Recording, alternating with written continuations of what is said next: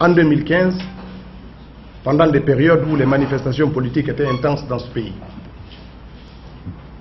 L'absence de sanctions judiciaires contre Malick Sanko a entraîné d'autres hauts fonctionnaires de l'État à lui emboîter le pas, à créer des milices privées et à chaque fois qu'ils estiment que leur territoire a été foulé par des opposants, les mettent en branle pour les attaquer. Il y a quelques semaines, j'étais à Fria, c'est à Tormelin, à la sortie, à la rentrée du village de Tormelin, à peu près 5 mètres de la route principale, il y a le domicile de M. Camara, le directeur national des impôts.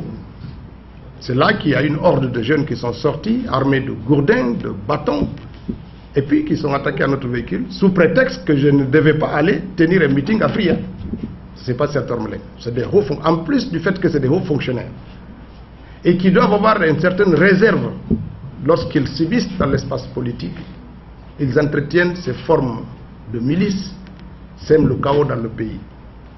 Alors s'il veut la paix dans la Guinée, si on veut construire un État, la justice va être mise à l'épreuve encore une fois. Par rapport à cette démarche, on verra comment elle va se comporter.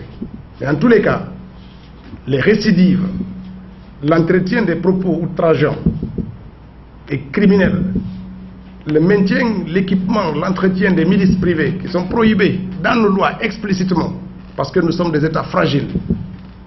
Si la justice n'agit pas, alors il faudra dire simplement que cette disposition de la Constitution n'est pas applicable aux Guinéens et que donc chaque Guinéen a la liberté de constituer ses milices privées et de s'attaquer à qui il veut.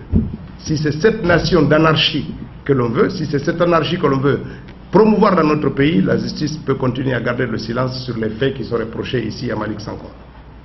Si la justice veut contribuer tant soit peu à l'état de droit, à garantir l'exercice de certaines libertés, alors l'appareil judiciaire doit se mettre en branle et appeler ses citoyens pour qu'ils s'expriment et les rappeler les dispositions de la loi et qu'ils subissent les rigueurs de la loi comme cela se fait pour les autres citoyens de ce pays.